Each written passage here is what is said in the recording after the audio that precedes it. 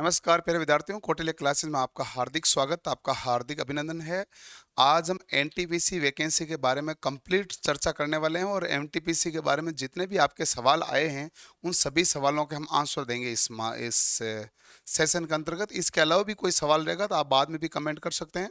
Next session के अंतर्गत as a guidance ये वीडियो प्रोवाइड किया जाता है, जिससे आपको नेक्स्ट सेशन के अंतर्गत उन सभी सवालों का आंसर दे दिए जाएंगे। सबसे पहले एक बच्चों के काफ़ी सारे कमेंट थे कि एनटीपीसी के बारे में कंप्लीट बताओ कि कौन सी 12th वाले भर सकते हैं, कौन से ग्रेजुएशन वाले भर सकते हैं, कब वैकेंसी आएगी, क्या सिलेबस होता है, जो हम एएलपी की तैयारी करें, जो टेक्नीशियन की तैयारी करें उसमें क्या अंतर है, ग्रुप डी के अंदर क्या अंतर रहेगा, इसमें साइको एग्जाम उसके एएलपी के साइको एग्जाम में क्या अंतर है। इन सभी संबंधित चीज़ों को लेके एनटीपीसी के आज बारे में हम कंप्लीट चर्चा करने वाले हैं। सबसे पहले आप ध्यान से देखो, एएलपी की वैकेंसी जो आने वाली थी जनवरी के अंदर वो आई थी 20 जनवरी को, और ये जो शेड्यूल है उसी शेड्यूल के अकॉर्डिंग चल रहा है। इसमें पहले तो 5,696 पद आए, अब पद बढ़कर हो गए 18,799। उसके बाद टेक्नीशियन की वैकेंसी है वो अब बढ़कर हो गए 14,258, ये पदों की संख्या बढ़ गई। अब इसके बाद में जो वैकेंसी आई थी वो आई थी आरपीएफ की। आरपीएफ में वैकेंसी आई थी, एसआई की भी आई थी और कांस्टेबल की भी आई थी। इनमें अभी तक पदों की संख्या में कोई वृद्धि नहीं हुई है। हालांकि सभी बच्चों का है कि एएलपी और टेक्नीशियन को या सभी एग्जाम को सभी भर्तियों को देखा जाए तो पूरा कैलेंडर सही तरीके से फॉलो नहीं हुआ, एग्जाम नहीं हुए हैं। उन्होंने बाकी वैकेंसी तो निकाल रहे हैं, और वैकेंसियों में भी टेक्नीशियन के पदों की संख्या तो अच्छी खासी होनी चाहिए। 30,365 के आसपास पद खाली है तो उतने आने चाहिए, लेकिन आए कितने बढ़ के 14,258। उसके बाद उन्होंने कहा जुलाई से सितंबर के बीच हम ये वैकेंसी जारी करेंगे। एनटीपीसी जूनियर इंजीनियर और पैरामेडिकल, जूनियर इंजीनियर की वैकेंसी जारी हो चुकी है, पैरामेडिकल की वैकेंसी जारी हो चुकी है। अब वैकेंसी किसकी बाकी है भाई? अब है एनटीपीसी की। एनटीपीसी की वैकेंसी आपके सितंबर के फर्स्ट वीक में आ रही है। जहां तक सूचना है सितंबर के पहले सप्ताह के अंदर एनटीपीसी की वैकेंसी जारी हो रही है, और सितंबर के पहले सप्ताह में जो रोजगार आता है सेंट्रलाइज रोजगार, उसके अंतर्गत इसकी खबर मिलेगी। लेकिन खबर के बारे में यह है कि पदों की संख्या अच्छी हो तब तो खबर ये बहुत अच्छी हो जाती है। पदों की संख्या कम हो, मामला पदों की संख्या को देखना, बाकी तो सब कुछ हम जानकारी आज दे ही देंगे। पदों की संख्या के बारे में मामला है, सबसे बड़ा मामला यही है। अब की बार ये टोटल मिलाकर कितने हुए भाई? ये लगभग जोड़ोगे तो आपके 33,000 के आसपास पद हैं, जबकि पिछली बार एएलपी और टेक्नीशियन मिलाकर भी वैकेंसी थी लगभग 64,000 से ऊपर, और अब की बार है 33,000, यानी आधे पदों पर वैकेंसी लगभग चल रही है। और आरपीएफ के साथ भी ऐसा ही है, और जूनियर इंजीनियर के साथ भी यही हुआ, पैरामेडिकल के साथ भी यही हुआ।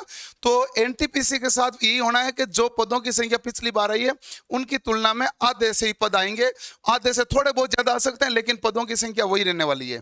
और उसके बाद में अक्टूबर से दिसंबर के बीच में, जिसमें अक्टूबर के आसपास आएगी लेवल 1, जिसे आप ग्रुप डी कहते हैं, इसकी वैकेंसी जारी होगी।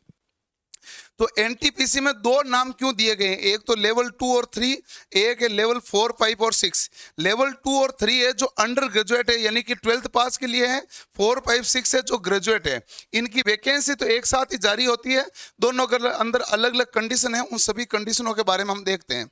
जैसे सबसे पहले देखते हैं, ये जो वैकेंसी के में आपके पदों की संख्या दिख रही है लेवल 2 एंड 3, ये 12th पास के लिए है। 12th यानी कि 10+2 वालों की भर्ती है। 10+2 में एज जो क्राइटेरिया रहता है सामान्यतः 30 साल रहता है, और अब की बार कोविड के कारण सभी भर्तियों में 3 साल की छूट दी गई है। तो 30 + 3 33 साल है जो एज क्राइटेरिया रहेगा, और ऐसे सभी भर्तियों के अंदर कोविड के कारण इसमें से लिखा हुआ 3 साल की छूट दी गई है। तो इसमें भी 30 + 3 33 साल की तक अप्लाई कर सकते हैं।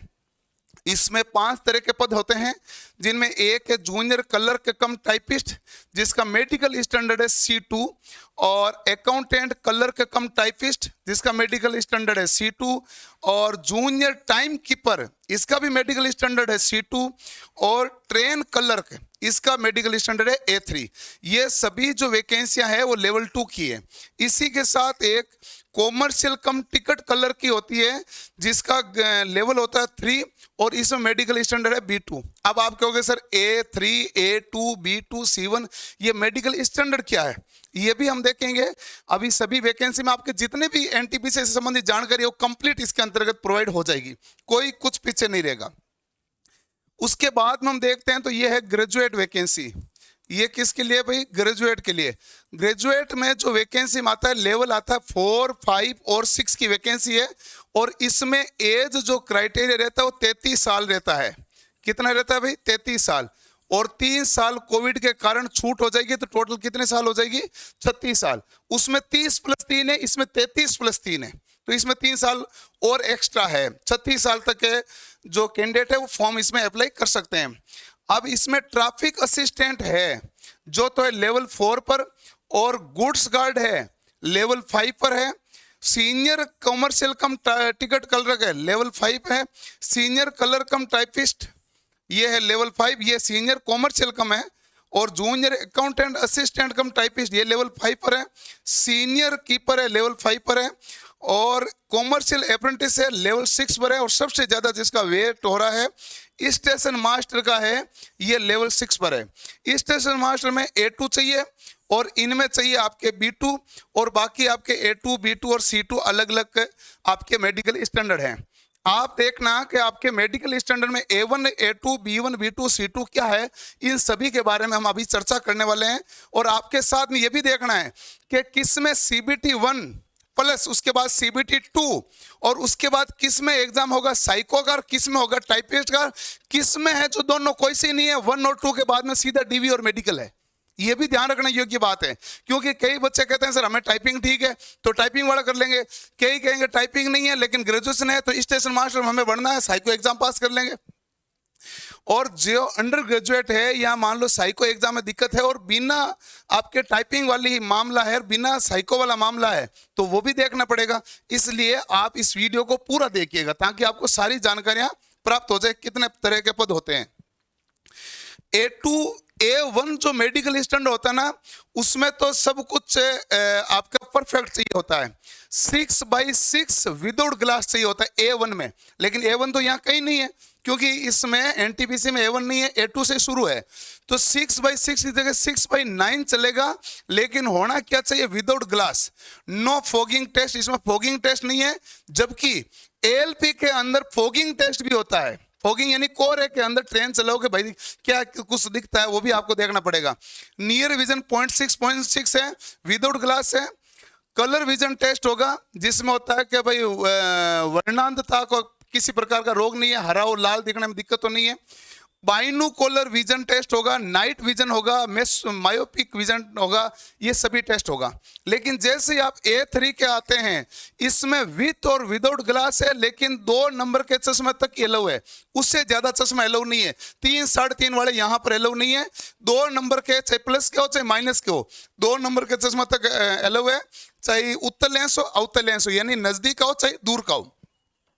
इसके अलावा इसमें भी colour vision test, binocular vision test, night vision और मायोपिक विजन टेस्ट होता है। जैसे आप बात करेंगे B2 की, तो B2 में आपके लेंस है जो 4D तक चलते हैं, लेकिन 4 नंबर से ज्यादा के चश्मा एलो नहीं है। 6/9, 6/12 तक विथ और विदाउट ग्लास है। और जैसे आप C2 के बारे में बात करते हैं, ये कहता है कि आपके चश्मा भले कितने नंबर को सब एलो है। 6/12 चलेगा, 6/18 नहीं चलेगा। 6/18 यहां पर अलाउड नहीं है। 6/12 नील विथ और विदाउट ग्लास। और ये हमारे पास कहते हैं कि इसमें नियर और रीडिंग और क्लोज वर्क रिक्वायर्ड है, वो पढ़ लेना चाहिए। बाकी इसमें इतना कोई तकलीफ नहीं है। सबसे आसान वाला मेडिकल है जो विजुअल एक्टिविटी में वो है आपके C2 वाला। फिजिकली ऑल फिट चाहिए होता है सभी के अंदर, all physically fit in all respect है। जो फिजिकली फिट नहीं उसकी कुछ सीटें अलग से आती है, उन सीटों में वो अप्लाई कर सकते हैं। अब बात करते हैं कि इसमें एग्जाम कितने होते हैं। एग्जाम 2 होते हैं, एक CBT 1 एग्जाम होता है, दूसरा CBT 2 होता है। दोनों एग्जाम का सिलेबस सेम होता है। CBT 1 जो होता है ये 90 मिनट का होता है। 100 सवाल आते हैं, 30 सवाल रीजनिंग के, 30 मैथ के, 40 जीके के आते हैं। और ये जो एग्जाम है ना, ये आपके लेवल 2, 3, 4, 5, 6 सबका कॉमन होता है, यानी 10+2 वालों का और ग्रेजुएट वालों का सबका एक साथ कॉमन एग्जाम होता है। लेकिन जैसे ही आप आते हैं CBT 2 में, ये एग्जाम अलग अलग होता है। अंडर ग्रेजुएट का पेपर अलग होगा और लेवल 2 का, लेवल 3 का अलग होगा, लेवल 4 का अलग होगा, लेवल 5 का अलग होगा, लेवल 6 का अलग होगा। सीबीटी 2 का एग्जाम लेवल के हिसाब से होगा अलग अलग, ये ध्यान रखें भाई।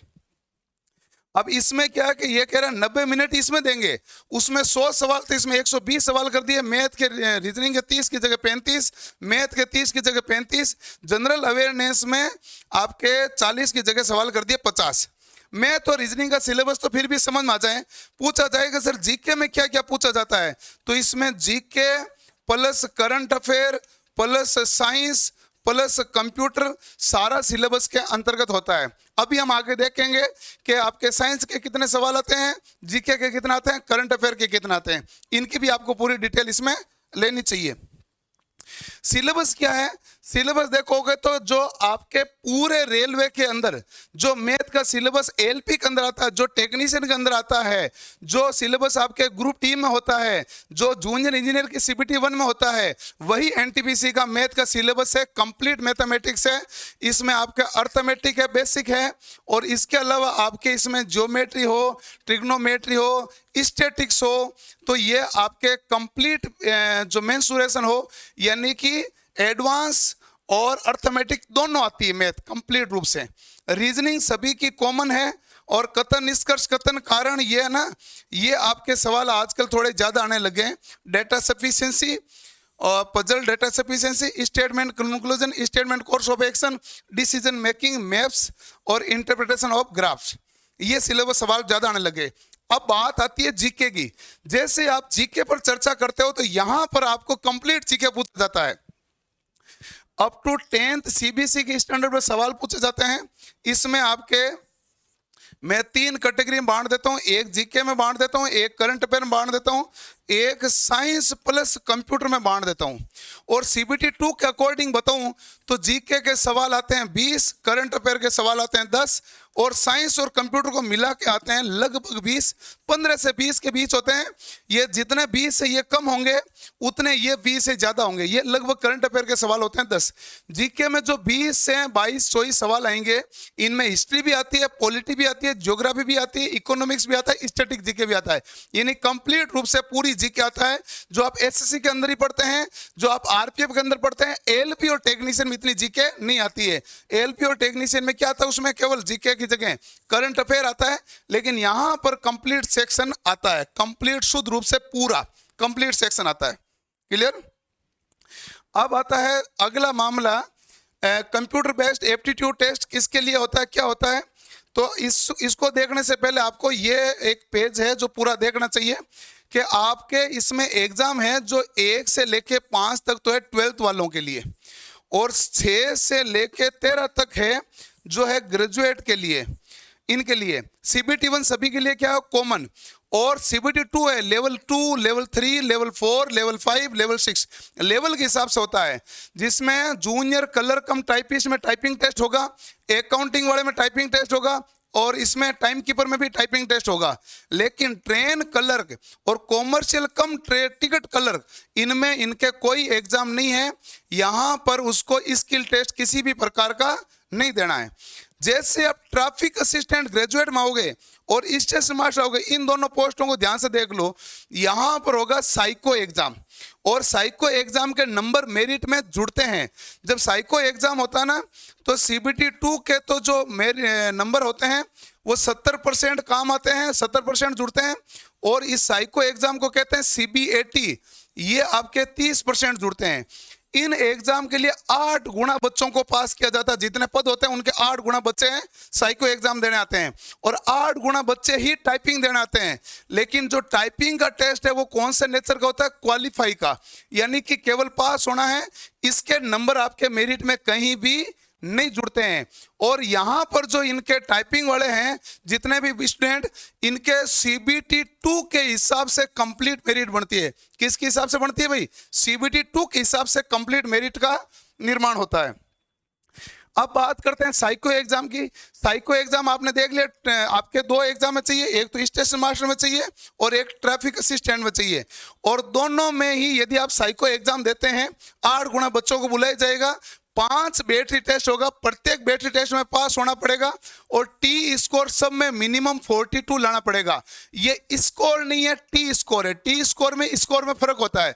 यदि आपको सवाल आया एक साइको टेस्ट में 5 बैटरी में से किसी एक पर्टिकुलर बैटरी में 40 सवाल आए, और यदि मान लो सभी बच्चों ने क्लास में लगभग औसत निकाला तो 36 सवाल हुए और आपने 30 कर लिए, आप कहोगे सर मैंने तो 75% कर लिया, लेकिन हो सकता है आप फेल हो जाएं, क्योंकि लगभग मामला ये होता है औसत से ज्यादा नंबर लाता है वो बच्चा पास होता है, क्योंकि टी स्कोर निकालने का एक फॉर्मूला होता है और उसमें 50 + x माइनस स्टूडेंट के नंबर, स्टूडेंट के जो मार्क्स होते हैं अपॉन स्टैंडर्ड डेविएशन इंटू 10 करके निकाला जाता है। एक फॉर्मूला होता है, उसी की सहायता से टी स्कोर साइको एग्जाम के बारे में यह है कि हम आपको पूर्णतः गाइड करके पास करा देंगे, कोई तनाव नहीं लेना। लेकिन आपको साइको एग्जाम तक पहुंचना है, इसके लिए आपको मैथ, रीजनिंग, जीके और साइंस मजबूत होनी चाहिए, जो रेलवे का हर एग्जाम में आती है। यदि इसको मजबूत कर लिया तो कोई दिक्कत नहीं आएगी। जिन जिन में एग्जाम में आपके टाइपिंग टेस्ट है, टाइपिंग टेस्ट में उन्होंने कहा कि हिंदी या इंग्लिश में किसी में भी टाइपिंग कर सकते हो, पर्सनल कंप्यूटर पीसी पर करना है, कीबोर्ड आपको दिया जाएगा, पीसी पर अक्षर दिखेंगे, बैक स्पेस दबाना नहीं है, जो एक बार टाइप हो गया, इरेज करने का ऑप्शन देंगे नहीं है। लेकिन यदि आप 30 वर्ड पर मिनट करते हैं इंग्लिश में या 25 वर्ड पर मिनट करते हैं हिंदी में, without editing tools and spell check facility, न तो स्पेलिंग चेक की फैसिलिटी दी जाएगी ने आपको एडिटिंग की फैसिलिटी दी जाएगी। यदि इन दोनों में से एक करना, या तो इंग्लिश में या हिंदी में, तो आपका टाइपिंग टेस्ट पास माना जाएगा। हालांकि टाइपिंग टेस्ट के कोई नंबर नहीं जुड़ते हैं, नंबर आपके टाइपिंग टेस्ट वालों के CBT 2 के हिसाब से मेरिट बनेगी, लेकिन साइको एग्जाम वालों के नंबर जुड़ते हैं। 30% साइको एग्जाम के, 70% CBT 2 के होते हैं। अब ये जो हमारे पास पूरी जानकारी है, इससे आपको अंदाजा लग गया होगा कि किस प्रकार से आपको पढ़ोगे ताकि सिलेबस आप निश्चित रूप से कवर कर सको। जो LP के बच्चे हैं, जो टेक्नीशियन की तैयारी करें, जो जूनियर इंजीनियर की तैयारी करें, पहले से रेलवे की तैयारी करें, वो अपनी जो पढ़ाई करें उसी को पढ़ाई को अनुरूप करते रहिए और मजबूती के साथ करते रहिए। जो ग्रुप डी में फॉर्म की प्रतीक्षा कर रहे हैं या NTPC की प्रतीक्षा कर रहे हैं, तो सिलेबस आपको वही पढ़ना है, क्योंकि रेलवे का CBT पैटर्न सेम होता है। मैथ, रीजनिंग, जीके और साइंस सभी पैटर्न के अंतर्गत आती है।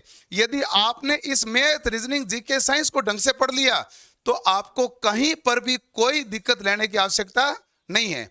मैंने इस वीडियो के अंतर्गत आपको सारी जानकारी प्रदान करने की कोशिश की है, लेकिन कई बच्चे कमेंट करेंगे सर ये तो है ना भर्ती कब आएगी, वैकेंसी जल्द आ जाएगी, वैकेंसी आने के बाद में है तो पढ़ना ही, तो पहले से ही पढ़ना शुरू कर दो। सब्जेक्ट आपको क्लियर है, चीजें आपको क्लियर है, सब कुछ आपको डेटा क्लियर है, बस मेहनत करने की देर है। तो वो अपनी देरी अपनी तरफ से नहीं होनी चाहिए, बार बार मौके मिलते नहीं है, मन लगा के पढ़ लीजिए। मैथ, रीजनिंग, जीके, साइंस निश्चित रूप से NTPC में लेवल 6 की जॉब तक आप पहुंच सकते हैं। जो आपके ग्रेजुएट वाले स्टेशन मास्टर और ट्रैफिक असिस्टेंट वाले, ट्रैफिक असिस्टेंट तो लेवल 4 है, स्टेशन मास्टर लेवल 6 की जॉब है, और लेवल 6 की जॉब में सैलरी बहुत अच्छी मिलती है और बहुत अच्छी सैलरी की यदि आप प्रतीक्षा कर रहे हैं। टेक्नीशियन लेवल 2 है, LP लेवल 2 है और ये लेवल 6 पर है, तो लेवल का तो फर्क है, और जितना अच्छा लेवल का फर्क है तो मेहनत भी ज्यादा मांगा जाएगा, क्योंकि कट ऑफ भी ज्यादा जाती है। पढ़िए, मेहनत कीजिए ताकि आप निश्चित सफलता प्राप्त करें। फिर भी आपको इसमें कोई डाउट रह गया है किसी भी प्रकार का, आप बेहिचक आराम से कमेंट कर दीजिएगा, सर मुझे ये जानकर लेनी है। अगला वीडियो में NTPC का बनाऊंगा तो उसमें आपके उन सभी कमेंट को ध्यान में रखते हुए उन सभी चीजों का आंसर देने की कोशिश करूंगा ताकि आपको प्रॉपर गाइडेंस मिल सके। मिलते हैं नेक्स्ट सेशन में। धन्यवाद, थैंक यू।